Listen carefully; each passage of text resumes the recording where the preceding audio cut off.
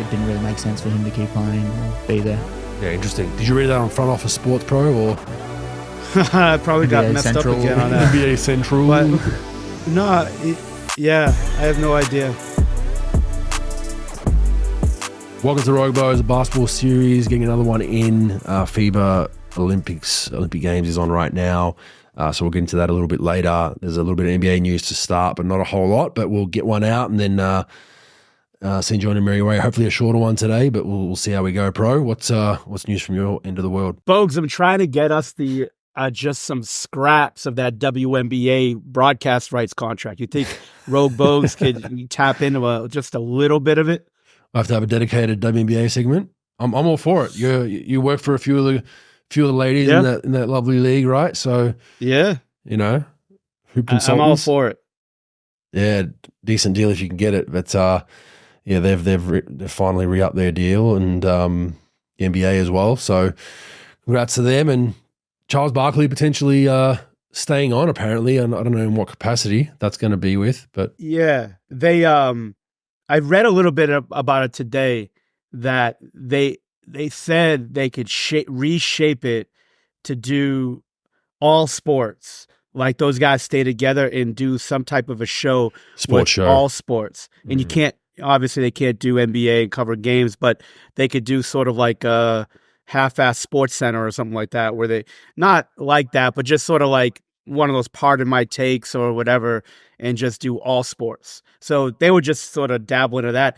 But Bogues, is this contract like $200 million or something like that? Yeah, because they had 21 over 10. I think that there was that Live Golf thing that popped up. Remember? I think it was Live Golf, and they were going to offer him a shitload of money to just commentate golf. And then I think they had to re-up in there at TNT. So, which kind of worked out well for him. But yeah, losing the rights, probably giving someone a 10-year deal when you don't have the NBA for 10 years probably wasn't the smartest move in the book.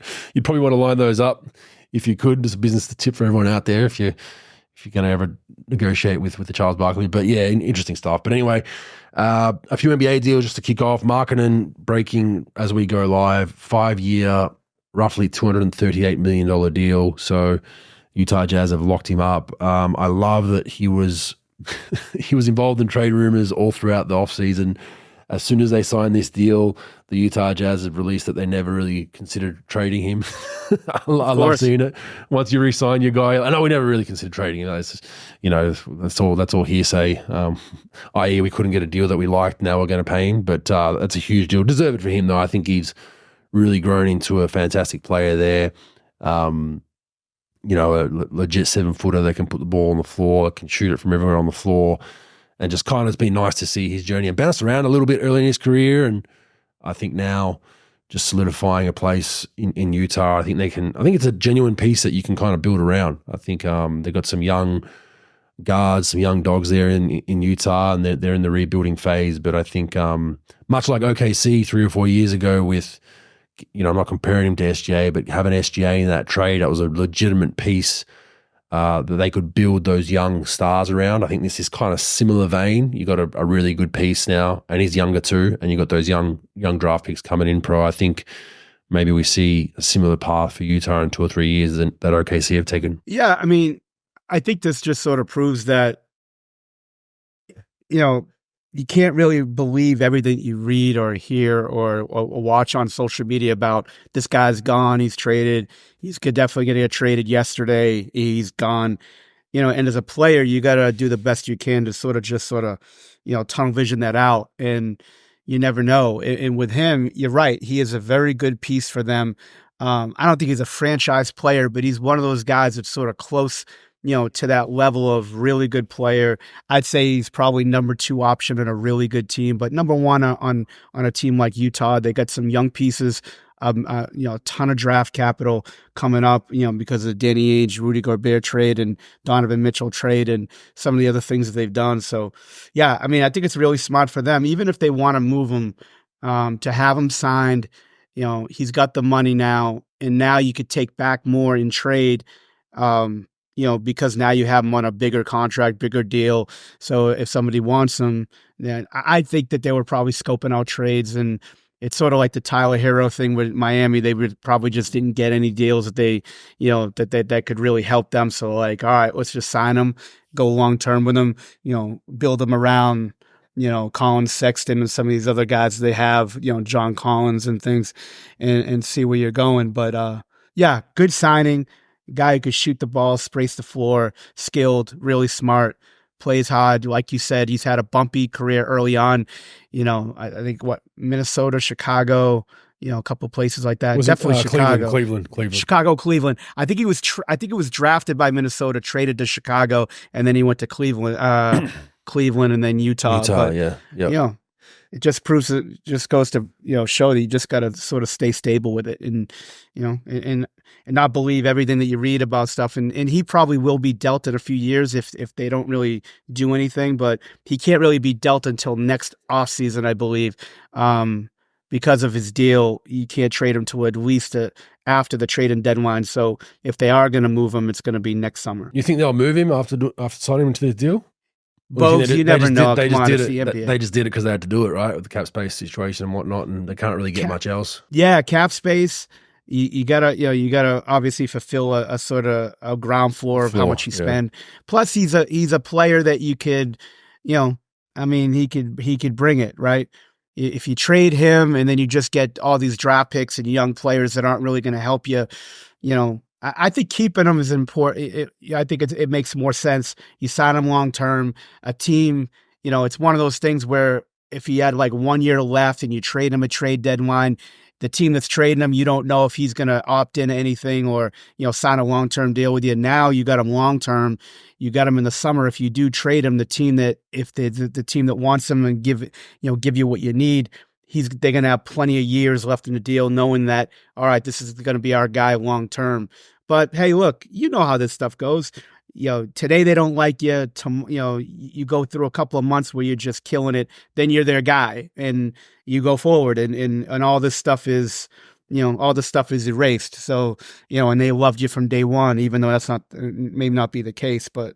Yeah, good signing by Utah. I think it's smart. Okay, Reggie Jackson, 1 year deal with the 76ers. Andrew Nembhard, 3-year deal with the Pacers for $59 million. Your guy, Tom Thibodeau, Thibs, signs a 3-year deal with the Knicks, stays on with that group. And it's good to see a hard-nosed coach actually being allowed to stay around in the NBA these days. It's kind of sacrilege to keep a coach that does yell and scream a little bit in the NBA. Yeah, Bogues, they love you till they don't.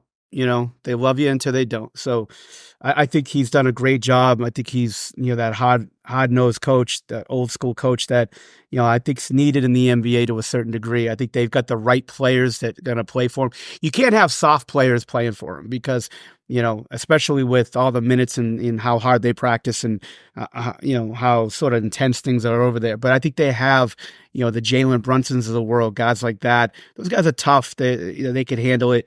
And I think it's just a great group. I think right now, if you capture it in a bottle, it's the perfect group for coach, player, going forward with things. Like I said, until there's an injury or two, they blame him, and then he's a scapegoat. For now, I think it's a smart move, easy move to make.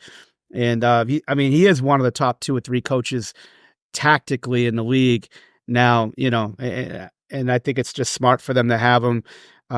He communicates well with those guys. They respond to him. I think they play that style he wants to play, and he's a type of coach that sort of bring them forward for a while until, like I said, until he's not. Yeah, I'm looking forward to seeing how the Knicks go. I'm excited about them coming up in the season. And a healthy team, and just seeing what they do with Randall is going to be interesting. Whether they can move him or they keep him on, and how he fits in it's going to be a lesser role. It has to be. Ball's going to be in Brunson's hands. They've got Bridges now, so interested to see how that goes. James Johnson, 1-year deal with the Pacers. There's rumors that half of his salary will be offset to be team security pro. I'm not sure if those are true. At least quarter of it. At least a quarter of it. Hey, it's always good to have an enforcer. 100%. Yeah. 100%. Not many teams have one. So. Yeah, 100%. And He's a guy that no one messes with. Martial arts background, black belt, I think. Is it jiu-jitsu or one of those disciplines? He has a black belt in.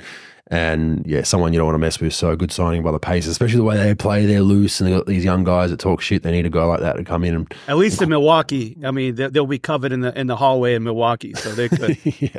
yeah. Brooklyn Nets. Killian Hayes gets a second chance, 1-year deal. Westbrook signs 2-year deal with the Nuggets. I like this deal, Pro. I think that having a guy like Westbrook, who is kind of a shell of what he was.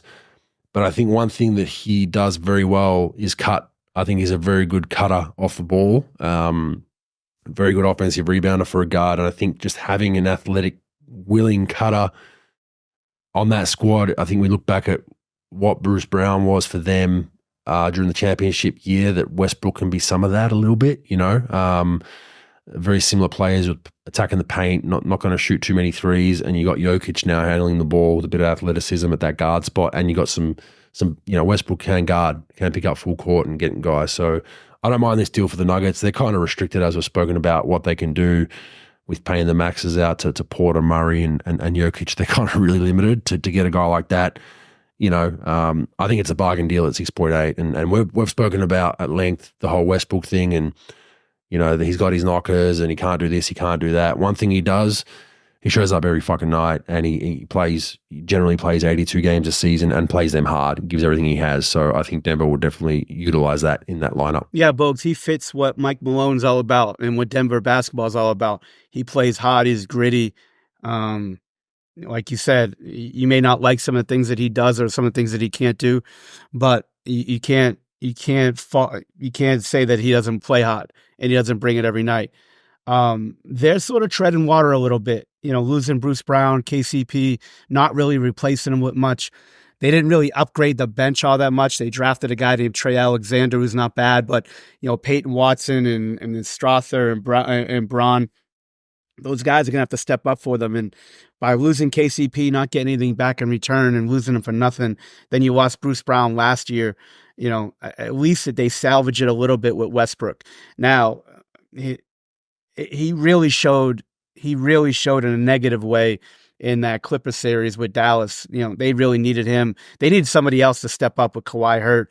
And, like his lack of shooting, his lack of playmaking, that hurts it sometimes. But with this team, with them spaced out, Jokic having the ball, being a cutter, Jamal Murray, Porter, Gordon, he doesn't have to have the ball and scoring all the time. He could just run the floor. Jokic is going to find him.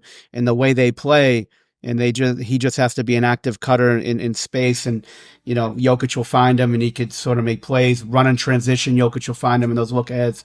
So it'll be an interesting fit. But it's a great fit because they need something, and he needs a team that sort of values what they do and what he does. So I think it's a good relationship. I still like them to find a shooting four, just a stretch veteran shooting four that can come in and help them a little bit. What Jeff Green was for him. Someone they can find on the cheap would be nice, just to offset if Gordon doesn't have it that night. So that's the one piece that I think they need to try to find in maybe the veteran market, but there's not much out there. So maybe it'll be a buyout time if they're a 4, 5, 6 seed and competing for a championship again. They can bring someone in.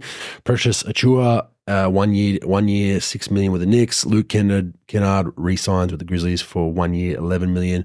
Gordon Hayward retires. Very good player at his peak. A lot of injuries, but a pretty decent career from an individual point of view. You always hate to see guys like that go out the way he did, just injuries, no minutes, and just kind of was treading water there for the last couple of seasons. I know what that feels like. It's always tough, but yeah, at his peak was a very, very good player. And unfortunately, the injury bug, you go back to that Boston injury, man, where he does the alley-oop play and breaks his ankle? Snapped his leg, right? High ankle or something like that. So best of luck to him. And Rudy Fernandez as well retires. 24-year pro career. Been playing since he was 14 as a professional basketball player. Yeah, that's wild. That's got to be up there with one of the longest professional careers in the world. Albeit he started in the lower leagues, right, in Spain, and then worked his way up. But very good player for Spain, big shot maker. And wish those two the best of luck in retirement. Adam Silver has discussed an annual tournament or an NBA-operated league with FIBA to increase their competitive footprint in Europe. This is interesting. I don't think it happens. I think the NBA, FIBA have a love-hate relationship. They work with each other because they have to, but they don't want to kind of give too much IP. Prime example of that, Pro, is I don't know if you follow the 3-on-3 stuff too much, but the 3-on-3 in the Olympics, people ask, well, why isn't it just Kyrie and Paul George and whoever, Draymond Green, or 3 NBA superstars? FIBA have strategically put together a qualification route that you just can't do that. You cannot stack your team with 3 or 4 NBA players because the qualification phases run during the NBA season. So it's pretty smart by FIBA. They kind of don't want the US to just come in and dominate that with talent. I don't know the exact intricacies of the details of qualifiers, but your players that play for your Olympic team have to participate in a certain number of qualifiers. And they have all these random ones during the world, like they'll have one in Kazakhstan and one in China and one in Australia. Like it's just random, and you have to get to those qualifiers. And obviously, NBA guys aren't going to leave the NBA season to go and play in a 3-on-3 tournament. So for the people wondering out there why that doesn't happen, that's the reason. And there was a report over the week that it's kind of strategic by FIBA to make sure that they can keep the US out of winning one of those basketball medals, Pro. But that's all. Yeah, what do you got on that? You know what, Bogues? I mean, USA Basketball spending $15 million on USA Basketball going to Paris. You think they would just say, okay, you know what? Like, we'll spend $500,000 and make sure we get 3 either G League guys, street guys that are good basketball players, the best they could find, and try to do it. But you're right. There's all those qualifiers are tough, but well, maybe the G League guys will have to then it. discontinue their G League season, couple of weeks. That could hurt their pro career. So it's kind of a trade-off. It's tough, right? And then if you're playing over, you're a US guy playing pro in Europe or China, they're not going to let you leave neither. So it kind of, they kind of box you in a little bit. It's kind of, you got to make a decision. But yeah, you're right. If they give an actual good salary for these guys and say, hey, we'll give each 4 of you that could make, you're making 500-600 in leagues over in Europe and you're one of the best US guys over there, we'll give you $500,000 a year to just commit to the 3-on-3 thing. Much less taxing, much less tolling on the body, maybe, but it's Here's tough. A thought. How about just as a thought, how about Evan Turner, guys like Evan Turner, guys 1 year out of retirement, Joe Johnson, Cooper Flag, or a couple of these young college dudes. Well, they can't leave college though. They can't leave college though. Yeah, true. Yeah, they got to go to class, quote unquote. Yeah, I don't know. Well, maybe make a deal with honestly, Ice Cube. if you took like a big 3 team, they would probably win the thing, right? Probably. Yeah. You take it who won the big 3? I couldn't tell you who won it. It was Barbossa's team maybe, but you take if you take Barbossa's team, I think they had him. I can't remember who else it was, but Larry Sanders was on that team. Larry Sanders was on that team. Playing. Yeah, take those 3 and just put them in the qualifiers. Take those 4. Yeah. I think how about have something with Ice Cube? The big 3 is their season. So Ice Cube offered the winner of the 3-on-3 tournament $150,000 to come versus the winner of the the 3-on-3 competition. Whether or not they take that up, but as if you wouldn't take it. But yeah, he's thrown that out there for them to come play. Why wouldn't you take it? I'd like professional careers or whatever. But yeah, but those players have no incentive to make FIBA look good. They couldn't give a shit. Yeah. All right, you win the FIBA 3-on-3, you go and play, and then if the big 3's better, and they're like, FIBA, that's not as good. Who gives a shit if you're the player? You're like, all right, we tried. Yeah, I'd take the 50K each. Yeah, it'd be interesting. Well, you got 4, so yeah, 40, just under 40K. Definitely do it. That'd be cool. But yeah, I think the big 3 would be the way to go. But I the only reason I know these two, because I kind of looked into it. Once I retired, I was like, maybe I'll just look at 3-on-3 and just see what it's like. But then, man, that shit's physical. Have you seen how physical that shit is, Pro? Mm-hmm. Yeah, I have. They might as well put the ref to AI. Just have an AI speaker, because they don't call shit. Like you can no. It's rugby-esque at times. You're just like, holy shit. Like they'll call a blatant foul if you foul someone on a missed layup. But other than that, they just let you play. It's crazy. It's quite wild. And the pace is insane because it's just out of the basket. That's what I mean. And then that plays into no foul. Yeah. So the refs are clearly instructed to let the game flow go quick, because they want quick. But you watch it and you're like, man, some guy. I'm surprised that there's not more fights in 3-on-3, because it's super physical and it's tough, bro. It's a tough game. No doubt. And you're falling on a hard surface, like it's not wood. It's that weird plasticky. That plastic tile shit hurts. Yeah, like that's probably why Serbia is ranked number 1 in the world. Because it is so it. physical. Yeah, exactly. Yeah, I don't know about that though. You see some of the acting in the Boomers game, which we'll get to later. All right, some stats. How's this one, Pro? Mm-hmm. Jamal Murray in the Olympics: 6 points a game, 29% from the field, 14.3 from 3-point land. Yeah, useful or useless? It's useful for sure, but he was useless. Yeah, look, he's had a terrible. Obviously, he's had a terrible Olympics, but you can't. His game's all about tough shots. I mean, he's tough shot after tough shot after tough shot after tough shot after tough shot. And in the FIBA game, it's just hard to really survive taking those tough shots on a consistent basis. And he just couldn't find any type of rhythm. And they go iso ball a little bit too in Canada. Shea and him and Brooks but SGA is the guy though, right? So it's like, where's Murray fit on that Canada roster? You'd rather SGA ISO than Murray. No doubt about it. Yeah, and I've never been a huge Murray guy. I mean, look, he's had some unbelievable series and was a big part of them winning a championship. But yeah, I mean, that just his type of game, I don't know, man. When you get cold and then you just keep on going with tough shot after tough shot instead of just trying to get some easy baskets and then build out from there. I don't know if it's ego. I don't know if it's like, that's my game, I don't want to mess with it. But like we talk about all the time, that this is why certain players really struggle, especially in the United States front, on when they go to FIBA and they try to play not only the new rules, but when you're playing in a team where you can't play the way that you play during the wintertime, you got to play a completely different style in some ways, as far as your role in the team, and you can't just find it. And these FIBA teams are really good with, forcing you into tough contested shots, and that's why I think with Murray, it's tough. And especially when you don't have gifted passes like Jokic getting you easy looks, and it's tough. They didn't really have any passes like that. Your usage in FIBA is going to go down because you've got other talented guys on the team. Sure. NBA's 48 minutes, so you have a longer period to find your shot. FIBA tightens you up much more, and you see this with a lot of guys. It's a different beast when you're not, when you're Jamal Murray and I'm getting 20 shots tonight no matter what. Like if I go 0 for 10, I'm still shooting the next 10. In FIBA, it's different, and it's a tough adjustment for a lot of these guys, and we see that all the time. All right, Nikola Jokic in the Olympics so far, 21 points, 14 rebounds, 8 assists, 4 steals. 20 points, 5 rebounds, 8 assists, 4 steals. 22 points, 13 rebounds, 4 assists, 1 block, and 14 points, 15 rebounds, 9 assists, and 2 steals. He's top 3 in points, rebounds, assists, and steals, Pro. He's getting deflections like crazy, and we'll touch on it later with the Boomers, but, he's not known as a great defender, not known as the most athletic guy, but what people forget is the guy's got an elite basketball IQ and puts himself in positions to get deflections on things that he probably shouldn't just because of his brain. And we saw that with the Boomers. I mean, he had numerous deflections and block shots that were really, really huge plays at different portions of the game. But having a phenomenal tournament, just doing everything for his team, and elite. It's always nice to see, MVP of the NBA come back and play for their country and continue to dominate in this kind of form. Yeah. I mean, when you're a genius, and there aren't many geniuses that play the game. There are a few, but guys like, if you look at, guys like Jokic, guys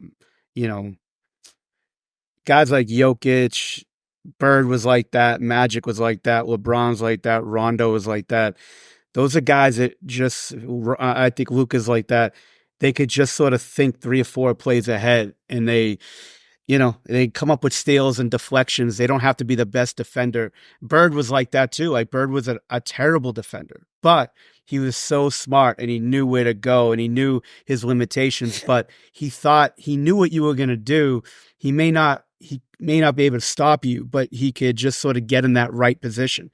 And I think Jokic is a lot like that, with that type of genius brain, that he just knew where and when, and he'll stand you up. He'll force you into a tough shot. He may not try to challenge you at the rim and block shots and doing all this stuff, but he knows his limitations. He knows how to angle you. He knows how to get rebounds like that. Kevin Love was like that. Kevin Love, had very limited physical skill like that, but He just knew where to be. He was smart, and he could just position, he could be a really good positional defender. So yeah, it doesn't surprise me that, he puts up those numbers with the deflections and steals and things just because he knows where he's going to be. Yeah, it's a tip for young players and coaches that coach young players that, when a player says, I'm not a good defender, or a coach labels you as not a good defender, there is still things you can do to better yourself. Just because you don't have the lateral quickness, or you don't have the vertical of your teammate, or whatever it is. If you study the game, watch a lot of basketball, and positionally can figure out where to be at certain times, you're just going to fall into things. Kevin Love, like you said, wasn't a great defender, wasn't athletic, couldn't jump over a phone book, but what he would do is he'd have games where he'd take 4 charges and just absolutely change the momentum of the game. I mean, look at Dwight Powell for Canada, and you watch him play in Dallas. Look, not a great offensively gifted player, but defensively he just knows where he's going to be. I remember early on in his career, Zaza Pachulia would work with him every day after practice for like 25, 30 minutes on just positional defense and just like hand positioning, showing hands, verticality, just knowing where to be. And I think for young players and coaches, I think blocks, blocks sometimes are very overrated as in defense. Everybody wants to do individual stuff, but if you know where to be, if you could guard a switch, you could show hands all the time. You can go vertical, in the charge circle, where you could, protect the rim that way. You may not be able to block shots or do things like that, but be in good position off the ball, help defense, being able to switch and move your feet. You just watch Jokic play. I brought up Powell just because he's so good with things like that. But with Jokic, you watch his verticality, going straight up, getting deflections, always having his hands available, just being smart. And, I think that stuff's as good as gold for any player or coach. Yep, agree. All right, next one, Anthony Davis, the only player to ever win a World Cup medal, World Cup gold medal, Olympic gold medal, NCAA championship, and NBA ring. I'll go first. Useless stat, but intriguing nonetheless. But I think a lot of this comes down to that he's put his hand up for a World Cup and an Olympics. Impressive that he's got all 4, but I think there's a few others that could probably get the World Cup one if they actually attended the World Cup. We know that the World Cup generally has, I wouldn't say B grade, but it's a second tier US team. But I'm going to go useless on this one, bro. Yeah, useless. I agree with that. It is a cool stat to see. It is a cool thing that he's won at all these things, and but you just got to make yourself available for it. You got to get a little bit lucky with the teams that you play on. Obviously, you have to have impact on your winning. But it's that was interesting when you said that to me. I thought that was a pretty interesting, cool stat. Kevin Durant is now the USA's all-time leading scorer and rebounder. I'd say useful. I mean, look, you got to play in those. You got to play in those events. You got long seasons. You got long off seasons. You got to play, and you got to do those things, and you got to be consistent. It's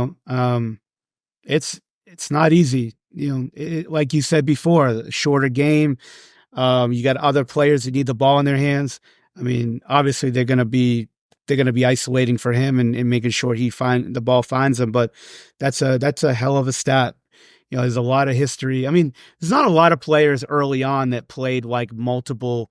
That's the only thing though, Bogues, like with the United States stuff, the history of the United States was all college. So most guys only played in one Olympics, or maybe they played in some world championships. Maybe they played in the Goodwill Games. Maybe they played in some other events, but you didn't see a lot of players playing in like 4 or 5, Olympics and 6 events and things like that. Then once 92 came and then you started, Jordan played in 84 and then 92. But then I think once that Redeem team started, then guys I think started playing a lot more. Kobe played in a lot, LeBron played in a lot. Then you got Chris Paul and some of these other guys who played in a lot of these events, but it's still a hell of an accomplishment. Yeah, I was going to make the same point. US guys are generally not guys that play in 3 or 4 Olympic games or World Cups, so their numbers are lower. And I think Durant's, is this his third or 4th representation for the national team, maybe? 4th. Yeah. 4th. 2012, 16, 20, and now 24. For Olympics? Yeah. And he's done a World Cup. He's done one World Cup, I think. Yeah, not sure. I think he did a World Cup in 14, I think. No, he wasn't on the 14 10? team because that was Kyrie, Steph, Clay. Okay, I know he did one. I thought he did one. Might be 10. Might be 10 with... Because he was fresh. Yeah. So, yeah, no, impressive nonetheless. And, yeah, I mean, just he's the one guy I never want to see on that national team just because I think he's one of the best professional scorers in the world from any spot on the floor. And he can make their shitty possessions look good because you just throw it to him and he can get a good shot off. Last one, Caitlin Clark. Is this right?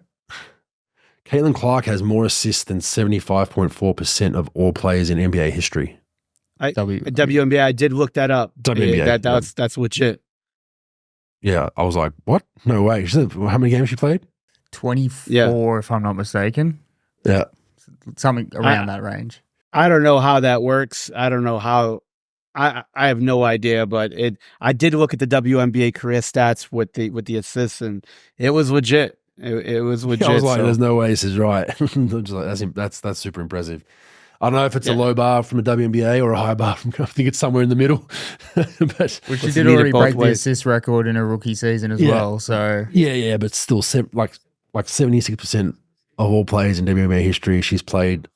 30-odd games. Yeah, it's crazy. It's pretty crazy. So Wemby had something similar in blocks this year, right? But he was getting nine block games, 10 block games on a consistent basis. You're like wild numbers, but that's pretty useful. Good on Caitlin Clark there. All right, let's get into the international stuff. Let's touch on the quarterfinals just finished. We'll start with France and Canada. Intriguing game, mainly because Rudy Gobert was benched. He was benched early in this one, played 3 minutes, didn't really get on the floor beyond that. They went small ball with Victor at the 5. Victor hasn't had a great tournament shooting the ball. It's 2 for 10 against Canada, 0 for 6 from 3, but 12 rebounds, 5 assists, does a bit of everything out there, 3 steals. Yabusele did a really good job, infamous for doing the Stone Cold Steve Stunner on Dante Exum about a year ago in the EuroLeague. If you're not familiar, are there fans? I'm pretty sure it was him, right? I'll double check. I hope it was. If it wasn't, I apologize. I'm pretty sure he was the guy that grabbed Dante from the back and floored him in that little scuffle. Fournier's found his groove in that game. Canada just sputtered out of there. They just looked janky. I think their offense, we saw it with the Boomers a little bit, but I think in FIBA ball, it's very dangerous to have one guy with such a high usage that's just getting all your buckets. I really do think it's hard to win consistently like that. Canada did that with SGA. He's 9 for 19, takes most of their shots, had 27, played relatively well, but then you look at the plus minus, he's a game high plus minus of -9 as their best scorer. So no one else really other than Barrett hit a couple of big shots late to get him within striking distance. He had 16. No one else on that roster in double digits, pro. So Jamal Murray, we spoke about earlier, 3 for 13, 7 points. But I had Canada winning this. I'm going to be honest. I thought they had a better squad, a more balanced squad. France kind of didn't look great in the group stages. I think they probably had a relatively easy group they got out of. They didn't look great. It just didn't look like it was clicking that well. Some questions around the officiating in this game. France being at home, there were definitely some questions there. I know the head coach of Canada brought that up in a press conference. Could be spilt milk, but maybe a bit of truth to it. It's always hard to beat a home team in an Olympics or a World Cup, but that one definitely didn't go the way I thought it would, pro. Yeah, I mean, interesting, with the way Canada played, also with Rudy, Rudy only playing 4 minutes and, all the sort of stories going around that with the benching and things, what coach was saying after the game when he got interviewed about it. But look, I think France just played hard. They played tough. They moved the ball. Yabusele, not the most offensively skilled player, but tough, strong. Made 2 threes. I mean, he just plays hard. Defensively, he could stay in front of some guards. You could play some bigs. He's strong. He rebounds. And they just played well. And, Fournier is unbelievable, man. The guy sits on the bench all year in the NBA, has sat on the bench for 2 years now. And the guy, every time the Olympics or a World Cup or something comes up, the guy just steps up and plays. So, I mean, it was fun to watch. I thought Canada I expected a little bit more out of Canada, but, France does have a good team. They don't have a lot of offense, in my opinion, if Victor's not really getting there. But, court in the air, I mean, he played well, and Ubaselli played well. Obviously, Batum played, guarded and did his thing there. But it was interesting. Vic going 0 for 6 from 3. I thought he was going to give you a little bit more offensively, but it was cool watching those other players play and move the ball and just play out of space. Yeah, pretty dangerous though. France is winning games with Wemby putting up those kind of offensive lines. You feel like when it flows together and he has a game where he's shooting 60% from the field, it'd be pretty tough to beat him. Germany, Greece. Greece got out to a hot start. They were up double digits early in this one. And Germany just slowly reeled it back. They tied it up by halftime, and then the rest was a formality. They kept Greece to 27 in the second half. Very well-balanced team. Giannis did a great job in this one early of just attacking the rim and getting in that lead, but Greece not very deep. I mean, Giannis with 22 in this one. Papa Nicolau, 10. Thomas Walkup, they should need to change it to Walkupopoulos or something just to make it more Greek, but the American there that's naturalized, he had a pretty good tournament for him. Hit big shots against us, shot the ball real well against the Boomers, but that was basically his. Calathes was okay. They just didn't have enough. They weren't deep enough to get over Germany over the course of the game. They kept a hot start, and Germany just really balanced. Franz Wagner signing that max. I mean, he didn't have the greatest game. He was 8 for 17, but 18 points, but made some big baskets. His game's really gotten better. I've enjoyed watching his journey with Orlando, and then obviously with Germany, he's a different player. But he's really well balanced offensively now. A lot of counters to his game, doing a lot of different things, and just making some tough buckets. So they've got a legit scoring option there. Schroeder's obviously another piece there that's really good. He had 13 points and 8 assists. Really well balanced game there. Schroeder's interesting. It looks like he's gone through the motions a lot of the game offensively, and then he'll turn it on and get downhill. So he's got different gears to his game. They got who else was there? Moritz Wagner's a huge energy guy for him. Interesting always watching him. He's barking, talking shit, and much like he's in the NBA as well. But they could probably understand him a bit better in the FIBA circuit, I think. But yeah, he's definitely the head of their snake as far as energy and passion goes. And Isaac Bonga hit some big threes for him. Not known to be the best 3-point shooter historically, but 3 for 6 and hit some big threes when they made their run to take the lead. So this one, kind of a formality. Greece scraping in with the way the format works. Probably didn't deserve to be there in the quarterfinals, but they were, and Germany took care of them pretty easily, bro. Yeah, Greece just didn't have enough offensively. Outside of Giannis, they have some guys that can make shots a little bit, but they just don't have enough. Germany's played together. Those guys played together multiple events and things, and they've been building. And Schroeder, you say what you want about Schroeder, but the guy does show up. And he plays in this Olympic stuff. He played well in the World Cup and just sort of carrying it over, to this summer. The Wagner boys are, is decent. Dice gives you sort of some toughness, and they just play well together. They don't have a ton of offense, but they got enough with Wagner and Schroeder to sort of keep you honest. With Greece, they just didn't have enough. Besides outside of Giannis, they just don't really have enough offensively unless they're going to be in transition or just moving the ball for open shooters. But they scraped in, like you said. I just didn't think they had enough. Hey, look, it was great effort getting in. Those guys play well together, but yeah, it's a great win for Germany and, going forward with this. Yeah. And look, I mean, Greece did come through the qualifiers. So for them to have a top 8 finish after going through that route, that's commendable for them. But they're just not deep enough. US, Brazil, pretty much a formality. Not a whole lot there. I mean, Brazil kind of similar to Greece, probably scraped in just by the skin of their teeth and got through. But, yeah, I mean, the US, look, if the US shoot, they shot 57% from the field and 48% from 3. If they shoot in the 40s from 3 the next 2 games, no one's beating them. Simple as that for me. If they have a night where they have a stinker, and that's generally been the history with the US, was if you can get them to shoot low 30s, high 20s, you got a chance to beat them, right? Because they put a lot of pressure on the paint. They get to the rim, they're athletic, they get in the free throw line. If they're going to have an off night from 3, you have a chance. If they're shooting the 40s, no one's beating them. Simple as that. And so well balanced. I mean, Brazil was a formality. The game to me was pretty much over at halftime. They were up by, what is that, 11-point differential in the first and then a 15-point differential in the second, so 26-point game. And then it was just a matter of getting through unscathed without any injuries, and Steve Kerr got to put different lineups on the floor. But the big test for them comes next against Serbia, which we'll touch on later, but a formality of a game, Pro. Yeah, for sure. I mean, USA, look, arguably it's one of the better teams they've had in the last 10, 12 years in the Olympics, and at least. And it just, yeah, and I think it's one of those teams, the teams that have lost, haven't really medaled high in some of these events in the past, Olympic or World Cup or what have you. It just keeps snowballing on a bad way. They've had some hiccups in the friendlies and going through qualifiers and stuff. I mean, not qualifiers, but their group play. But they've been getting progressively better. And like their benches is too.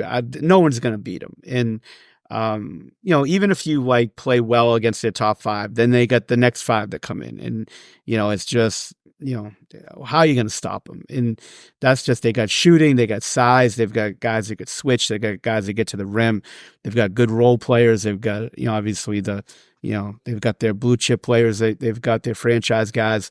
So it's like you said, a formality game. Brazil was probably one of the more least talented teams in there. And hey, look, they earn their stripes to get in, and you got to play against the United States, unfortunately. So, yeah, like you said, formality game for sure. Yep, and now we move on to Serbia and Australia, game that was on 10:30 at night here in Australia. Most of Australia. The only problem is she can't pay the money What you got, back. bro? I'm sorry, Bogues. What you said? I apologize. It's your wife breaking your nuts? No. Yeah, well, once to Serbia, Australia, it's a late game here, 10:30 at night. A lot of Australia staying up for this. I'm not sure if you call this one, Pro, but I did. A pretty dismal way to go out for the Australians. 95-90, full control of the game in the first half. A lot of people touch on the second half. Australia only scoring 28 points to Serbia's 40 in the second. Australia having an 11-point third quarter. I'm going to go to the first half and quarter number two. We had a lead. It was 40. Let me just pull this up real quick. It was 46-26 with 4 minutes and 48 seconds remaining. It was 46-26. Serbia cut that down, and then we got it back out again. But Australia scores only 8 points to finish that quarter, and they give up 15 points to finish that quarter. Sorry, excuse me, more than that, 17 points. It finishes 54-42. So to me, the game was lost there. We had a 24-point lead at one point. We have a 20-point lead with 5 minutes left in the second quarter. Serbia cut that to a 12-point deficit with momentum going in. And it was momentum plays where it was an offensive rebound on a free throw. It was a steal for a layup. It was stuff that you just cannot allow. It almost seemed like the Boomers, we've got a 20-point lead. We're good. We're going to have a great halftime, come back with energy in the third, and we've got this game, and forgot there was 5 minutes left to play in that first quarter. Serbia come out from there and just completely take momentum back. They have, I think by the midway point in that third quarter, it was almost a tie game. Yeah, 5 minutes 38, 60-59. Just heartbreaking the way it went. And then we moved the ball pretty well in the first half, even though Paddy was hot. He was on fire, making tough shots. Not a sustainable way to play, in my opinion, when you've got one guy going like that. But it was in a way where the ball was moving. Giddy got going early.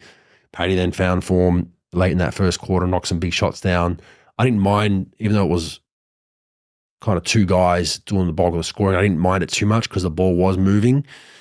The problem was the second half. We tried to go to a lot of isolation with Paddy, and it just wasn't working. It was turnovers. It was live ball turnovers. It was bad shots that were being made in the first half that were now not dropping, and it just dried up. We had 11 points in that third quarter.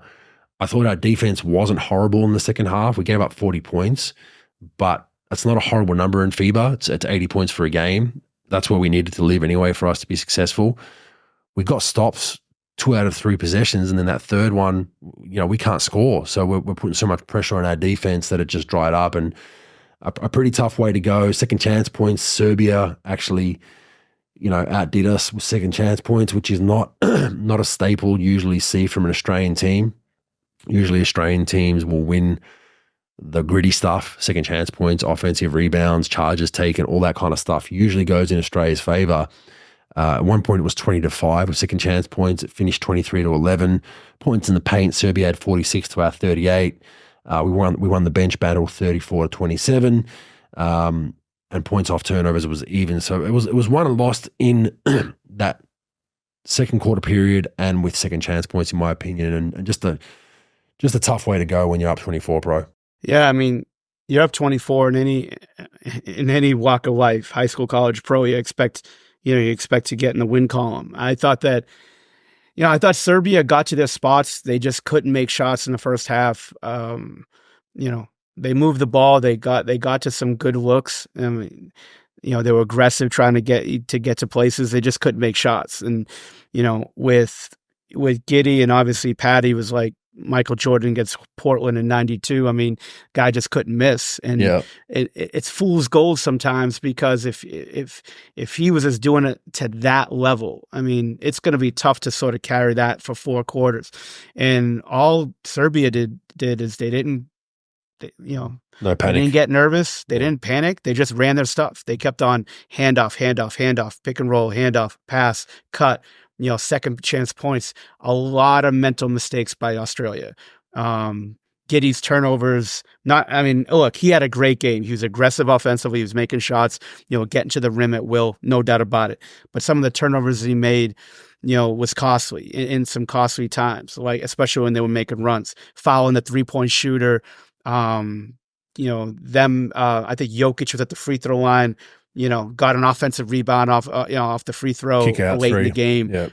Things like that. I mean, I thought going big at times with Reith and Jock was good for them, for Australia offensively, trying to get some second chance points, offensive rebounds, trying to block out and things like that. But, look, Patty got cold, in the second half, especially that third quarter. It really cost them, where they sort of shrunk that lead, and then they retook the lead.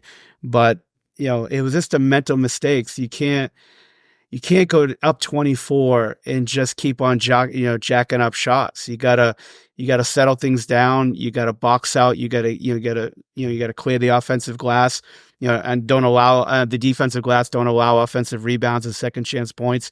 And they just didn't have enough offense. And, if Patty went out, it just seemed like there was really no one else. McVay made some shots, he made 3 threes. It was pretty good with that. But I just thought that they didn't have that other scorer, that other guy that could really take over the game. I thought Exum was going to give a little bit more. He had a decent game, but, they just, you just can't go up 24 and just allow that to happen. And just a lot of mental mistakes. Like I said, a lot of fouls they shouldn't have had. Jock got a couple of fouls. He got robbed on a couple of calls, no doubt about it. But they couldn't afford to have him off the floor, because he can't get that fifth foul. He can't give up. I mean, he's competing for offensive rebounds.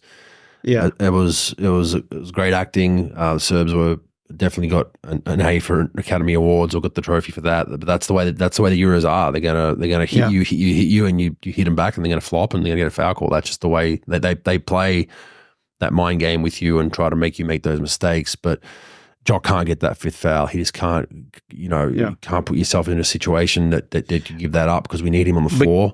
Pro, we didn't use him. I'll get to that in a second. But the turnovers, Giddey 7 turnovers, the late turnovers were huge, and just sloppy with the ball, making home run plays at times. Patty also had 4. So those 2 guys, 11 turnovers. They take 41 of our shots for the night.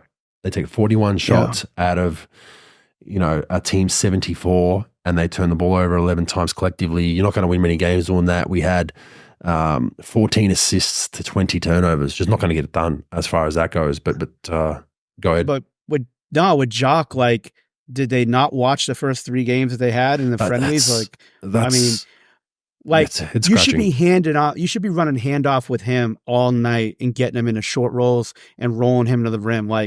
it's like the Rockets all over again. It seems like they forget this guy is really fucking good. And, and he kills you on the short roll because he can make the floater, he could finish at the rim, and he could pass the ball out to somebody else.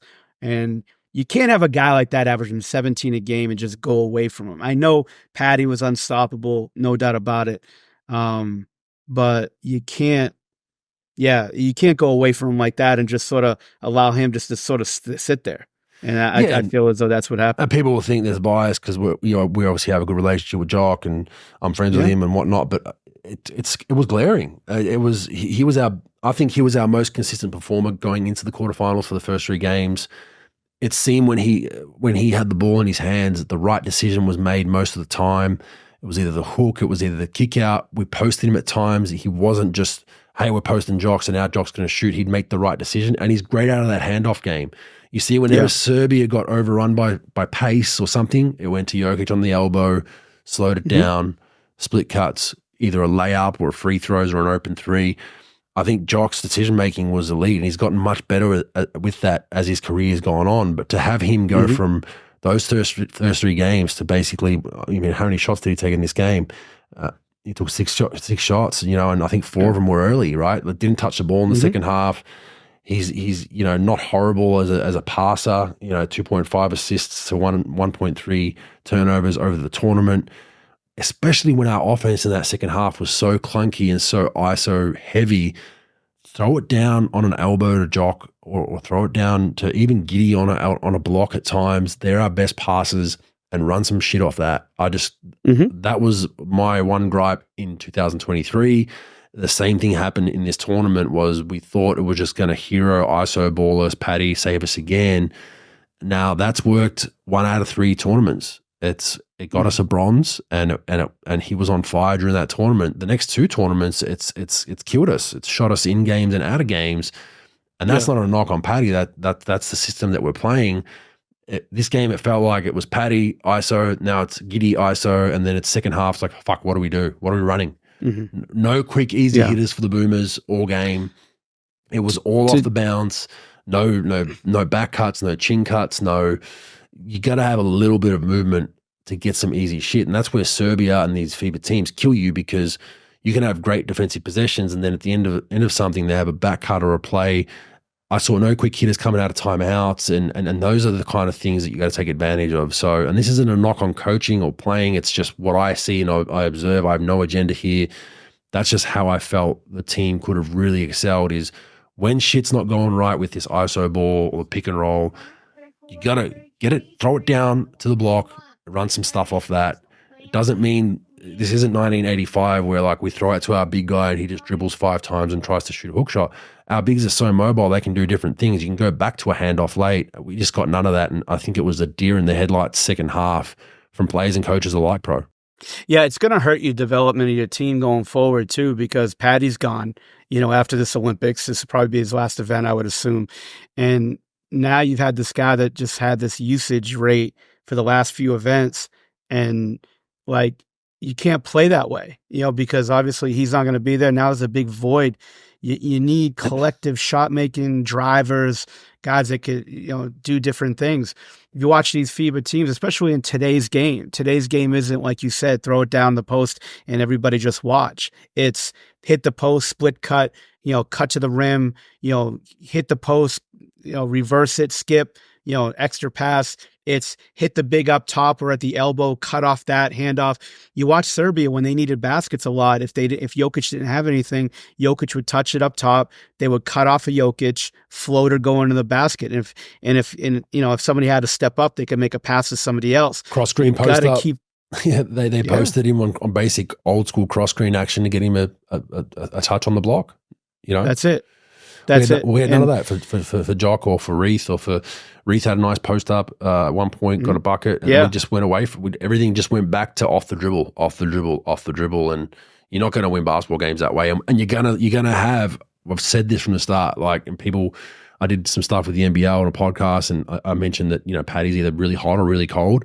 That's kind of how our team was. It was like when it looks good, it's the first half. It's Patty. 20 points, whatever he had in the first half. It's Giddy getting downhill. Everything looks great. All cylinders, right? Perfect. But once we went from that, we then went to it looks like shit and clunky. We had no in between. Where games are won in FIBA basketball, especially NBA, is a bit different because you got much more uber talent and isolation guys. You Kevin Durant, the Anthony Edwards of the world.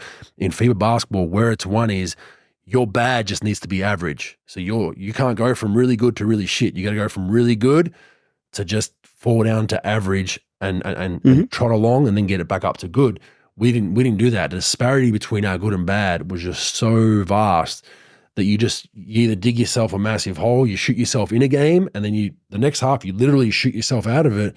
And that's something that I think the squad is going to have to change moving forward. I think the roster now, Paddy moving on, Joe moving on, I think you've got a good ball movement roster. I think you've got a good roster that has high IQ guys in multiple positions. I think first and foremost, defense should be our staple. We have long athletic bodies, but you can really move the ball well, utilize Josh Giddey's passing, Jock Landale's passing. Dante Exum's a great passer and playmaker. You know, those kind of guys, factor them in with some shooting and some of the young guys coming up. I think that the future's still bright for our national team. We've got Furphy coming up. Sure. We've got a few other guys. I think we got to move away from trying to be, look, you need a guy like Paddy that can late in a game, takes a big shot, sends it to overtime.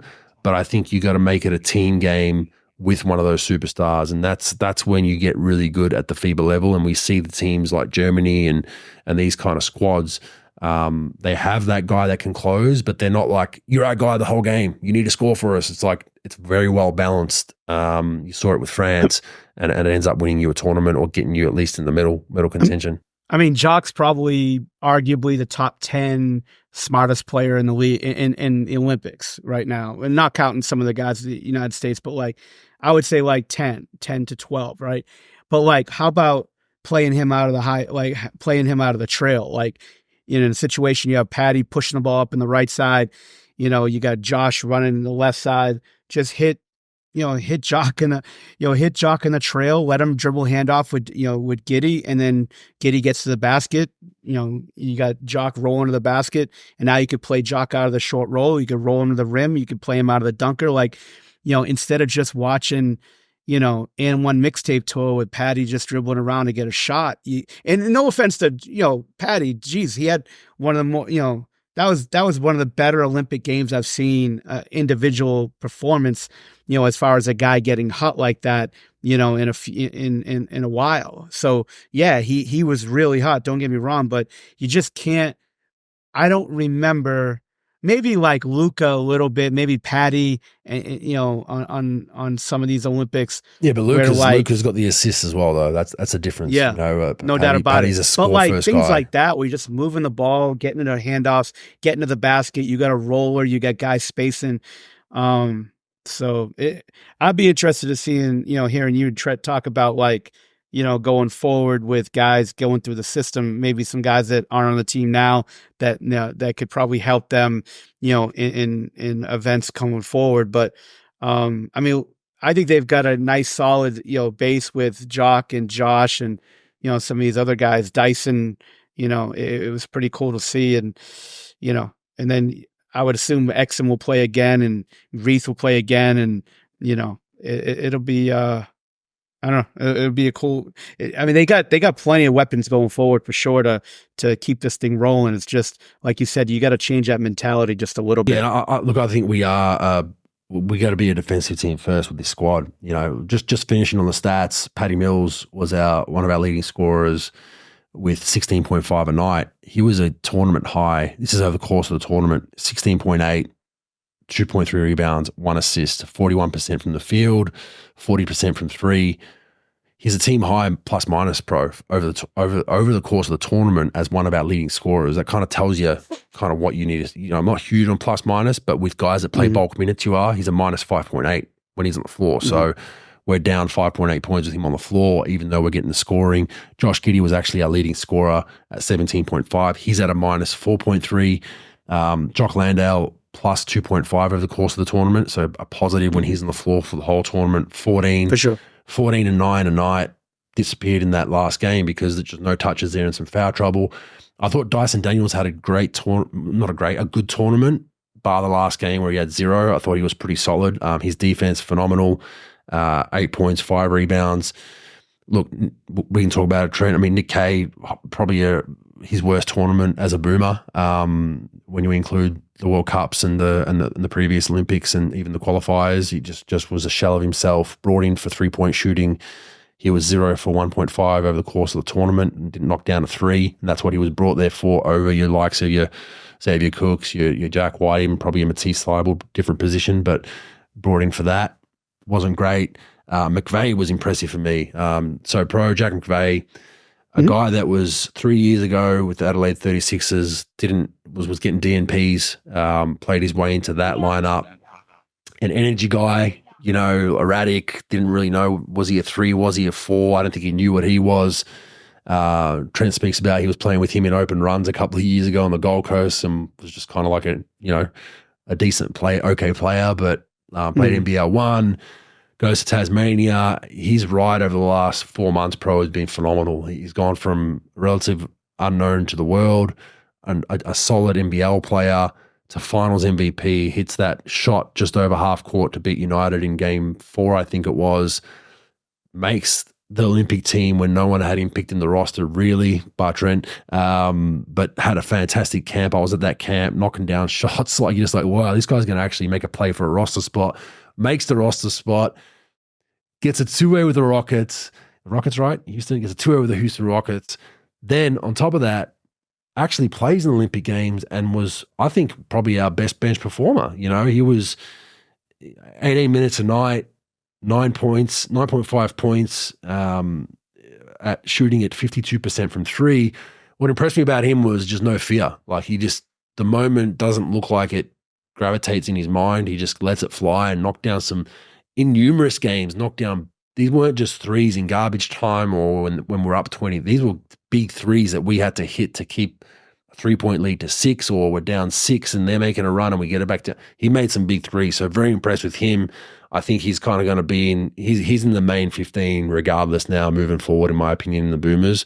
I think he's in the squad for the most part, and I think he's in the 12 for at least the next campaign or two. You can just defensively has to improve, but that's why he plays 18 minutes. You have him as a microwave off the bench, throw him out there and let him roll. If he's hot, you keep him out there for 25. If he's not, he plays 12, right? Dante Exum, really, really good tournament, I think, considering the circumstances. Broke his finger, bone goes through the skin, risk of infection, had a massive gash on his shooting hand, comes back and still contributes. Could have easily just pulled the pin and focused on his NBA year. So 11 points, 4 assists, 2.3 rebounds, a steadier for us at the guard spot, I think, like can really kind of slow things down. 4 assists to 2 turnover ratio, so not too bad. I like his future with the team. Josh Green, this is one that's interesting, Trent. I'll just go through them all and then you can relay, but pretty bad tournament. Goes from the NBA Finals, fatigue played a factor, that the Boomers were resting him early in their camp, let him take a couple of days off, missed a couple of sessions, then came in, just always looked behind the 8 ball. It didn't look like he was trying to figure out where he fits. As the tournament went on, his minutes got less and less. He only played 11 minutes a night, it ended up being, and just a shell of himself. Hit the side of the backboard on a 3 a couple of games ago, just didn't look right. So be interesting to see where he's mentally with the national team. Concerned with some guys that probably didn't play greater roles. Do they want to play again? Do they want to put their hand up again? Who knows? Will Magnay probably played more than most people would have thought, more than I thought, made the squad, was solid in his minutes. I don't think you can knock with the minutes that Will gave us. Played 10 a night, 5 points, 3 rebounds, but just solid. No real mistakes. Just did his job. People question why he was playing over Reith. The reason why is with our offense, he's a roller. Didn't need the ball. I think where DeWop struggles is in that position of handoffs and trying to make decisions. DeWop finished with a pretty good game, but I think he could have played a little bbit more, but then that means you're playing 2 bigs. I think against Serbia, he plays 20 minutes because they played 2 bigs, so it fit well. He finishes with 10 minutes a night at 3 points a night with 1.7 rebounds. 25% from 3, but I wouldn't take too much into those shooting numbers because he didn't play a lot. Delhi, I thought, was okay in his minutes. Delhi's energy was, you noticed when he came on the court, he picked up like a bull terrier, full court, up and in their guard, making life hell for him. Spot minutes there of 9 minutes a night, points and that don't really matter because his role was more that. Joe Ingles not playing really a minute, played 2.5 minutes a night, so wasn't really going to be used at all. Played one game, could have easily used that roster spot for someone else. I think people have mentioned this. Do you use that roster spot for a Matisse and then you can use him, in probably one of these games where Bogdanovic is hot or, you're playing Canada and Barrett or SGA is hot? You definitely could have, but that was a decision they made and we're all just armchair critics at this point. But there definitely were some changes I would have made to this roster. But what are your thoughts on all those, Trent? Because you were kind of close to the action for a little bit. Yeah, I feel like I'll start with Kay because I think we fell in love with him in his supporting role, and then we elevate him to a bigger role in a starting spot, and then we expect the same production. But he's got no one to hide behind then at that point in terms of the attention's all on him. And I think you had a great point before, like energy and effort's only going to get you so far when you're going up against the best athletes in the world. And I just think he's undersized for the spot, and you bring him in to spread the floor. And if he's not hitting threes, I just don't think he brings any sort of use to you offensively. Like defensively, great guy you could bring in for maybe, 15, 18 minutes a game, kind of just mix things up defensively, energy. But if you're going to play him big minutes, like 25 to 30 minutes, I just don't think... I think if you look at any other international team, he's not starting, for any other team in the Olympics. So it is quite baffling why he would be starting for us when we have the talent we have. It was for shooting. You hit it. It was supposed to be for shooting. Yeah. So I think he's the Delhi of the bigs. I think he's that kind of player. He's the Dellavedova of the bigs, where he's effort, energy, but. I think where he struggles is your Giannis's of the world, those big, long, athletic. Most people struggle against those guys, don't get me wrong, but it really shows itself because he's not long, he's not athletic. He's kind of one of those guys that just keeps his legs moving.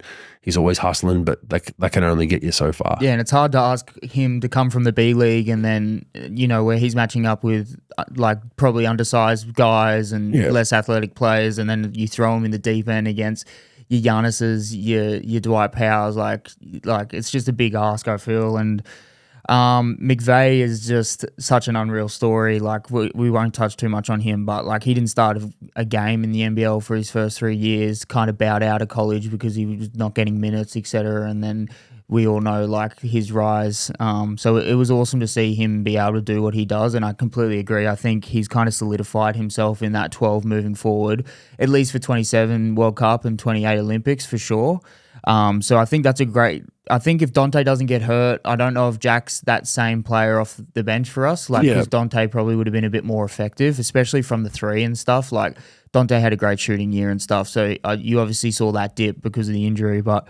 I think, Jack was absolutely unreal. I think the big one for us is it's good to get Giddey and Dyson these reps now at 21, 20.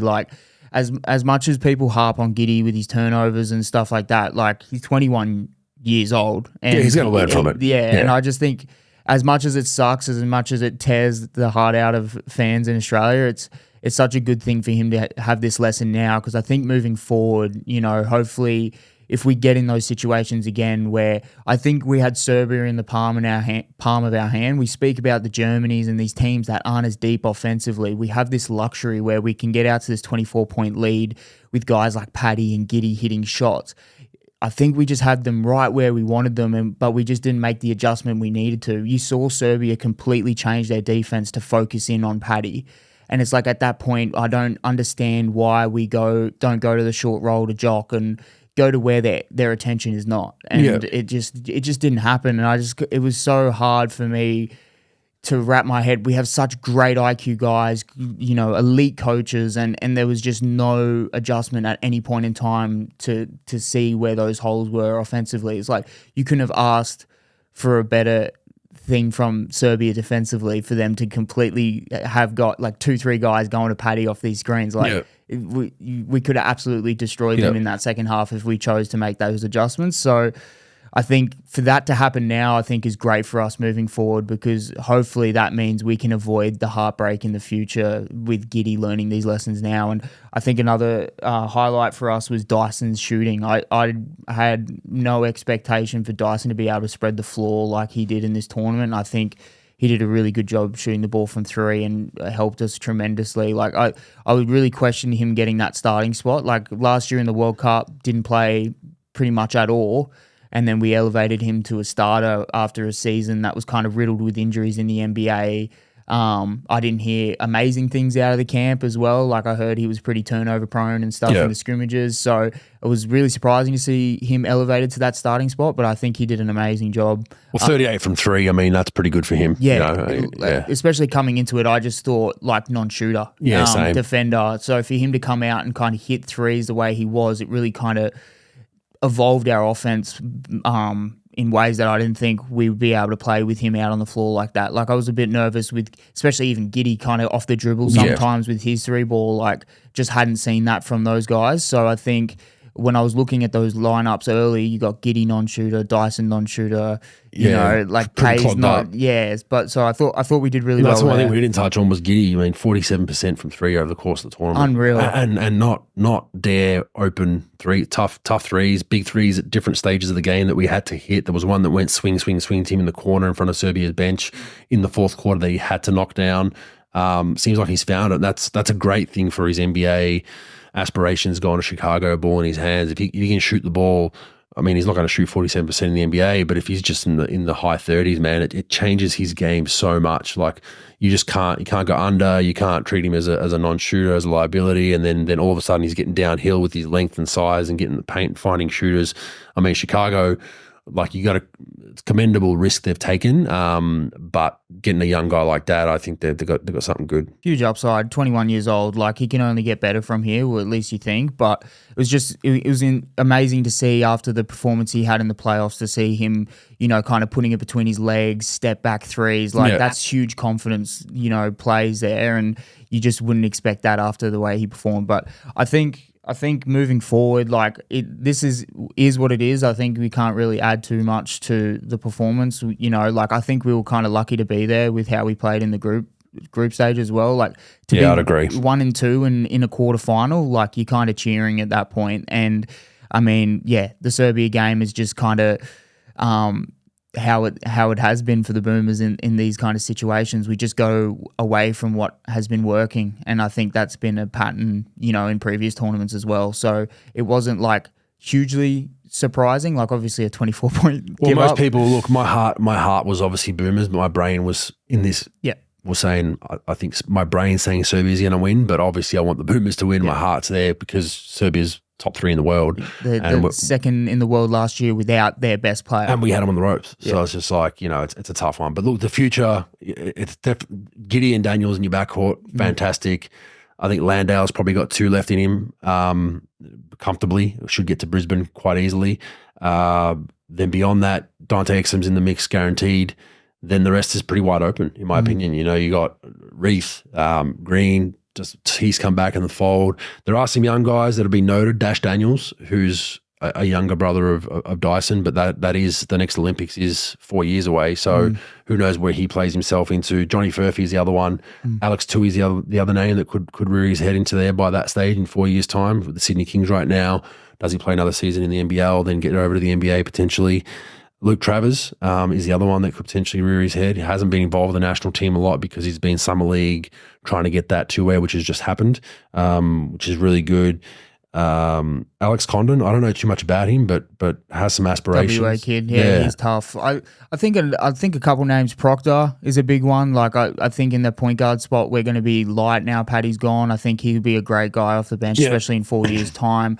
Another guy is Jalen Galloway. I really like Jalen's future with the team. I think defensively, like he is what we look for in our wing spot, especially like you look at a Greenie and a Dante, like similar like build and size, 6'8", can shoot the ball, athletic, defend well, and then obviously like a guy like Rocco, playing under Landale as well is pretty. Yeah, Rocco. Look, I mean, I was at the camp. He's still a step behind where he needs to be. Very young. Has he turned 18 yet? Yeah, but I think this year. Yeah. Just a step behind still in that camp, and that was why, you know, he didn't make the squad. It was just still figuring it out. I think everything's still moving fast for him, and he's still a step behind, and that happens. And then, you know, hopefully most young guys, 19, 20, with reps, it just ends up falling into place. That's where he's struggling. But look, the future's bright for the national team. I think there's a lot of positives, but I would just like to see, you know, moving forward to have, you know, just a bit more ball movement structure, probably a a look towards getting some more easier stuff. Yes, we have a very talented team, but so does every other national team now. We need to have some sort of system that differentiates a little bit, and that's what we had, which was the benefits were reaped in 21 when Gorge took over.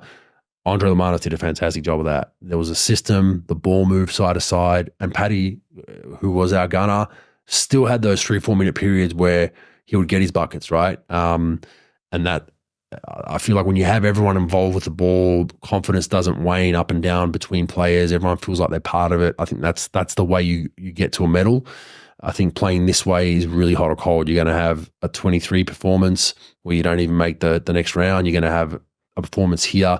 Pooling definitely helped us. We go 1 and 2 and finish second in our pool, which you kind of scratch your head. But the way the Olympic thing is now, the pooling is kind of all over the place. Where there's an argument over whether you like it or hate it. That's just how it is. But look, the future's bright for us. Paddy's going to move on most likely. Joey's done. Daly's wants to go again, I've heard. He might be there and, with a prosthetic hip and leg, but he'll try his best to get there. He's a hard-headed SOB, so we'll see how that goes. But I think with the youth coming up, there's going to be some bumps in the road. The big question now is what they do with the coach. Gorgeous obviously said that he's done, he's moving on, and it was kind of known for 6 months leading up. I spoke about who we should look towards as a coach on the NBL podcast, and they're like, "Oh, you're jumping the gun early there, mate. Like, Gorge is still there." I'm like, "Mate, it's pretty well known. Like, he's almost 70 years old. Like, and he's got that famous quote around head coaching the men's national teams like a presidential candidacy. You got your 2 terms and then you're done. Exactly. Right? So, yeah. But where the Boomers go, is it a local Australian guy? If I'm a betting man, I don't think it is. I just think with the NBA players you have, I think there are some candidates in Vickerman. People have said Scott Roth, Trevor Gleeson. I think Vickerman's probably the best prospect out of those, but I don't think it's going to be Australian, which then goes to the US. My concern with the US is you get a fly-in, fly-out US coach. It's going to take you a tournament or 2 to figure things out. I think FIBA's a different game coaching-wise, when to take your timeouts, adjustments, and I think an American coming from the NBA system trying to coach that same way here could go bad for a tournament till it gets good. So there's a risk there. Do you go Euro? Do you go after the Latvian coach? Go after someone who's done real well at these tournaments with lesser talent, and you bring him into this fold? Maybe that works, but it's going to be interesting. I would go open slather, start the interview process at 25, 30 candidates to your intro interviews, and then cut that down to 10 and then go hard. That's probably what they're going to have to do. People have said there are, candidates as assistants with Matt Nielsen and Adam Capehorn. They'll definitely be in the mix. Do they try to go clean slate away from the current crop system that we've had, which will be kind of similar if those coaches are hired, I believe? Maybe there's concerns there with players that don't want that. They want to start fresh, or even Basketball Australia. So a lot of work for Basketball Australia in the next 6 months. The beauty is there's no major tournament for 3 years. So you've got the FIBA Asia qualifiers, which generally will be coached probably by an Australian-based NBL coach, no matter who the head coach is, which is usually the way it goes. So there'll be an Australian coach involved with that. But I think that it's going to be interesting to see. That Basketball Australia can not fuck this up. To put it bluntly, they got to hire the right guy. Question is around contract terms. I think you always want to give a bit of longevity to a coach, not too much, not too little.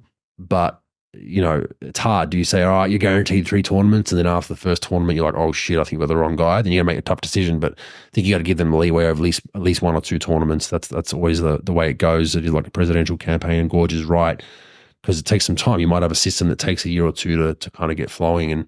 And with the way FIBA tournaments work now is, for those not familiar, NBA players have in their collective bargaining agreements now that they can only report 1 month before the first official game of that said tournament.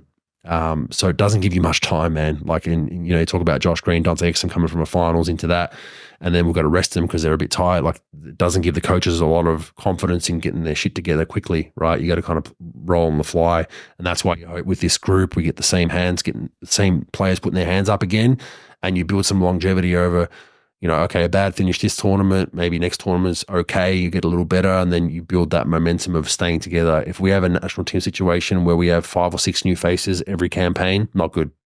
The only thing I worry about if we don't go the NBA route is the egos, and I think you could probably speak to this most, but you most definitely with the superstars, or not superstars, but the profiles of the athletes we have now, I think it's important you get a guy that they respect, because you don't want a situation where they're not listening or, not respecting the coach. So how much do you weigh that into the decision where you need a guy where they're going to look to, and if he's able to kind of tell them the hard things that they probably don't want to hear? That's the brutal reality of it, and this is putting it bluntly, that there would be players that are NBA players that would think they're above an NBL coach telling them what to do. That's just the reality of the situation. Whether it's right or wrong, I don't think that's right. I think you should respect any coach you play for until you don't. Give them a chance at least, but that's the hard thing, and there will be players like that. That's how it is. There'll be a player that comes from an NBA system that comes here, and an NBL coach is coaching the national team, let's say, and they've got some weird things that they do or the way they coach, and they'll just think, I'm above you, I'm in the NBA, I know more than you, and that's what you have to deal with. So that will be an issue. But there's risks no matter which way you go. Euro coach coming into the Australian system, the way that the rumors are culturally and all that kind of stuff, adapting to that, how does it work? US coach, like I said, coming from NBA coach game, 48 minutes, different style of play. It's going to take you a little bit of an adjustment period, right? So I think there's risks all over the world. And I think it's a really, really tough decision. And then you want to make sure, if you hire an NBA coach, don't forget, we saw it with Brett Brown. Let's say they go to the finals. Your national team coach isn't there till last minute. If they're an assistant. You saw that with Sandy Rondello in the Opal and that team, can put you behind the eight ball. If they're a head coach, you hire, which I don't think will happen, but let's say you hire a coach that ends up getting a head coaching job halfway through his Boomers tenure, and then he just pulls the pin and is like, I can't do this anymore. Then you're back at square one. You got all those risks. We've seen that with the Kings, good and bad. Mood, we saw it on the bad end. And then with other guys like Will Weaver, you see it on the good end. They get bigger, better offers, and then you're like competing to try to keep them. So there's risks no matter which way you go. But I'll be interested to see how they open it up. So, all right, that's all the Boomer stuff. All in all, let's see how they go in the future. For finishing off, Pro, we'll go with your picks for the semi-finals here in the FIBA tournaments. We're going to go first with our fellow American, Serbia versus the US. What do you have? I'll go US. I'd By say how much? I'd say US by about 7. Trent? US probably 15 plus. Yeah, I'm going US 17 in that one. France, Germany, Pro. I'll go France. France, Trent? I think it's Germany, and I don't think it's close. Okay, I'm going Germany by 8. I think our final will be US-Germany, and I think the US, we all agree, will win that one. I think it's hard to pick against the US until they show us they're going to be at least in a close game, but they've kind of flowed You're through. not watching it if you genuinely think that the US is beatable. You're not watching the Olympics. Like, they have been untouchable, but no one's even been within breathing room of that team. So. Yeah, not yet anyway. The friendlies you put aside, because there's a lot of shenanigans that go on in the friendlies, but we'll see how that goes. We've both got US, Germany. The semis will be probably almost done by the time this podcast goes live, but enjoy it nonetheless. Just real quick, some NBL stuff, not a whole lot of news. Breakers signed Freddie Gillespie, 1-year deal. They also signed Sean Besto, 2-year deal, 2nd-year mutual option, good young star. United re-signed Ian Clark, former Sydney King, 1-year deal. Jack Jumpers, Ruben Tarangi on a 1-year deal to replace the loss of Jack McVeigh. I like Tarangi, especially when he was in Brisbane, but that's going to be a tough one to replace. I think, let's just hope Magnay gets a 2-way as well somewhere along the lines. It gets a nice Euro deal just so it can really get after the Jack Jumpers. Southeast Melbourne signed Matthew Hurt to a 1-year deal. Can sign Pedro Bradshaw to a 1-year deal. 36ers signed former Sydney King Jarrell Martin to a 1-year deal. So good signing for Adelaide there. Good love Jarrell, quiet guy, but really, really can play. So coming off an injury though, so I'll be interested to see what kind of shape he comes in. Jalen Galloway waived. We're waiting to see what happens there. We obviously have his rights in the NBL. He re-signed an NBL deal before we let him go to do his NBA thing. So we have his rights, and we have some flexibility on our roster to move some pieces to a DP if we have to free up a roster spot. So we've got all eyes on what happens there. We obviously want him to do well in the NBA, and hopefully if he gets another deal in the NBA, fantastic. If he doesn't, we are hoping and we think that he will be back in the NBL. So timing-wise, we're not sure. We'd hope to know, by September-ish if he's coming back to the NBL, and if he is, oh boy, like I love it. I mean, having him on one wing and Bogues on the other wing, who had a fantastic Olympics, by the way. A lot of positive feedback coming from the way he played for South Sudan. Still got to clean up his foul trouble. He still gets in there a little bit too much foul wise, which we'll talk to him. Luke and I will definitely get on him about that. But watch that space for Jalen Galloway. And for those saying salary cap kings and all that, we signed him on a deal before he left in return for releasing him out of his contract. That's how you do business. So it's a very favourable deal for us if he comes back, and we'd love to see him back. Marcus Lee, 1 year deal to United, former United player, went to the Jack Jumpers, has come back. They have lost Luke Travers, as I mentioned earlier. He asked to be released. United have granted that, and all reports saying he's getting a two-way with Cleveland, I think. So we'll see how that goes. And Wani Swaka Bullock as a re-sign with the Hawks on a 3-year deal, 3rd-year club option. That's all the real NBL news we have to this point. Pro, fact or fake news, what do you have for us? Well, you just saw that Kevin Durant is the all-time leading scorer for the United States. I think he has got 483 points. Maybe he's got a little more, I'm not sure, but that's the stat that I got. Oscar Schmidt is the all-time leading scorer in the Olympic history at 1,093. Will anybody beat that record in the next 20 years? Well, Paddy Mills out there. I think Paddy's 5th. He's 5th, but he's got Paddy's 500 fifth. points. No, you're not. I'm just saying, just for topic, Paddy's up there in the top 10. I don't think so. Oscar Schmidt played a shitload of games. They also had more games back in the day, Pro. So that helps. Like you look at the FIBA, the Olympics now. There's 3 pool games. When I was playing, even in 16, it was 2 pools of 6. So you played 5 pool games before the finals started. Ooh, so you got I didn't know that. You got 2 extra games. They've changed the format. They changed the format for those not familiar. It used to be 2 pools of 6. I forgot about that. 2 pools of 6. Top 4 go through. 1 versus 4 was your quarterfinals. That was quite simple. They've changed it to 3 pools of 4 to stop teams tanking, because what used to happen was, your top 4 on each side, you could kind of see who you were potentially playing, and teams would sometimes lose on purpose. I think the Boomers did it once, which I think still to this day is the right decision. You got to play shenanigans to try to get your best crossover. I know people in the Australian media were freaking out. It's not an Australian, all that bullshit, when every European team and their dog did it to us for 40 bloody years and they'd still do it. And the Boomers got smashed for that, but it was the right decision to this day. We ended up losing a game to Angola to avoid the US and the crossover. So you have to do that. It's just stupid not to. Let's not be un-Australian and then get smashed by 40 in the US in the first round, when you can prolong your tournament, potentially going deeper by dropping the game accidentally, of course. So anyway, FIBA have changed it to those 3 pools of 4, where points differential comes into play, and teams can't play as much with the shenanigans because it's more random, quote unquote, because you go into 2 different pools to draw out the quarterfinals. But to answer that long-winded, Pro, I would say no one is catching Oscar Schmidt unless the Olympics come up with some genius idea, or FIBA comes up that they're going to play 82 games in a tournament. I mean, Bogues, this guy, 24 a game, 42 a game, 25 a game, and then 27.4 a game. He was a bucket. He was a bucket. He was ridiculous. I don't think Brazil had much more else on that roster neither, which helped the cause. But similar to Petrovic with Croatia, similar type player, Petrovic would have been up there, I think, if he hadn't passed away. Would have been up there in scoring, just an absolute bucket, and just live for international basketball. So, but yeah, no one's beaten that one, Pro. So I'd say fake news, no one's beaten it. No, nobody beats that thing. Nobody beats that. Anything else? Hachimura. I just read this late that they said they asked him to leave the Japanese team this year in like the third, like one of practice. They like kicked him out of practice, or he left practice.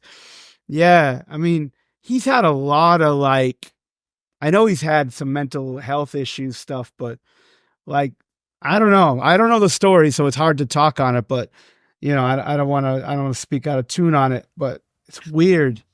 The report I saw was that he had done something to his calf, and they did an MRI, and he decided to leave the team after he didn't get such good news about the state of his calf and stuff. So I think he went into NBA mode and was like, "Yeah, fuck this, I'm out." Yeah, And like that Japan, after they lost that heartbreaker to France, we're talking about the refs and France getting favourable calls. After that, they were pretty much done in terms of like they couldn't make quarterfinals. Yeah, they were done. So yeah. it didn't really make sense for him to keep playing or be there. Yeah, interesting. Did you read that on Front Office Sports Pro or? I probably got NBA messed Central. up again on that. NBA Central. But no, I have no idea. That I didn't hear about the cast thing, so I'm glad that got. I'm glad that you brought that up. But I don't even. It was like 10 seconds before I logged on onto the pod. It said something about him leaving the team, but they didn't say why. So yeah, I'm glad. Well, I'm not glad he's hurt, but I'm glad it wasn't anything, attitude related or anything like that. Yeah, you'd hope not. Not a great history, but righto, man. We're gonna take the month off, bro. Traveling the world, so we'll see you for our NBA preseason previews late September, early September, late August, early September, sometime. Enjoy your break. Hopefully the US lose, pro, from an Australian point of view or a world point of view, right, Trent? It's basically world versus USA. We've got to be haters a little bit, pro. Hope you take the L. I actually had an argument with a friend of mine that's in the NBA that he was like, we were talking about.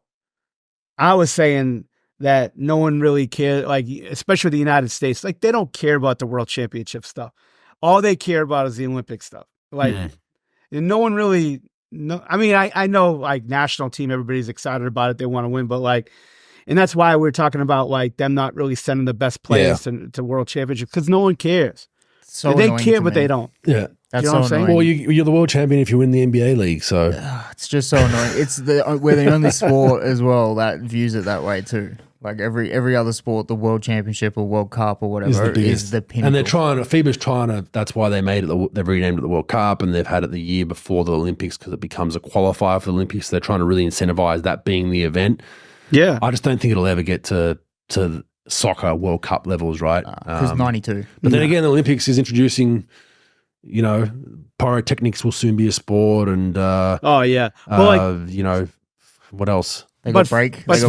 Smash and grab will be a sport. Sliding down escalators will be a sport. Like it's just there's some shit in there that you're just kind of like, all right, like we need to start pumping the brakes. The braking this year is tough. Yeah, breakdancing, BMX, skateboarding. But for soccer, what's bigger in soccer, the World Cup or winning an Olympic medal? World Cup by far, not even close. Yeah, guys don't even show up for the Olympics. So the Olympics, right? And the Olympics in soccer, you can only have 3 players above 23, I think it is, on your roster. The rest have to be under 23. Right. So they incentivize it to the young. But I mean, it's not even close. Yeah. So for basketball, I just don't see it. Look, I know people live and die by it, especially, the other countries and things. But with the United States, it's like they only take it serious for the Olympics. And I think that's how it's going to be forever. I mean, I don't see that changing the mentality. And then hey, you can knock it all you want. It just is what it is. I've heard rumblings through FIBA that they're trying to get basketball away from the Olympics. That's why 3-on-3s come in to try and make the World Cup the standalone down the track. But they know they need the Olympics as well because I know FIBA hate the Olympics because the IOC own basically all the revenue and rights and all that kind of shit, and FIBA. They can't even post vision. Yeah, FIBA can't post vision. No video. Yeah. There's no footage. So FIBA basically just implement their rules and structures ad hoc. I assume the IOC pays a small fee for that, and then the IOC owns everything. So FIBA hate it because it's like the biggest tournament, like you said, pro. The biggest tournament for FIBA is the Olympics, and they don't own it. So they're just like, what the fuck? We can't make any money out of it. So they're trying to make the World Cup. So that's why I think 3-on-3s come in, and I've heard that, down the line, I don't know whether it's a decade or two, the basketball 5-on-5 will be phased out. And that's FIBA's strategic play on trying to get it away from the Olympics so they can run the biggest tournament every 4 years. So. And then the NBA enters the chat and goes, we'll take over. That's fine. Yeah. So. Well, actually, I think the NBA would love it, to be honest with you, because now it takes away their players, maybe getting hurt, the chance of getting hurt playing in the Olympics just one tournament, versus just playing one tournament every 4 years. But we'll be interested to watch. I love a good conspiracy theory, but that's not just a conspiracy. I've actually heard that from people in the know. That was the reason why 3-on-3 is being implemented. They'll leave that as the Olympic one. Like FIBA will be like, yeah, have the 3-on-3. See you guys later. But I think it's the right move down the line. Like, I think the Olympics is, to me, it's slowly losing its intrigue. The word Olympian, we're still big with it here in Australia, but me watching from afar, I think it's losing it a little bit. And I think that's why we're seeing these sports come in. I think the older generation support all the old stuff, athletics, track, all that. And I think the younger generation were like, I'm not watching that shit. That's why we're seeing BMX, mountain biking, skateboarding, all that kind of stuff really being pushed to the forefront, try to get youth, because I think their youth numbers are bad for tuning in. So we'll watch that space anyway, Pro. Appreciate it. We'll see you next time. All right. See you guys later.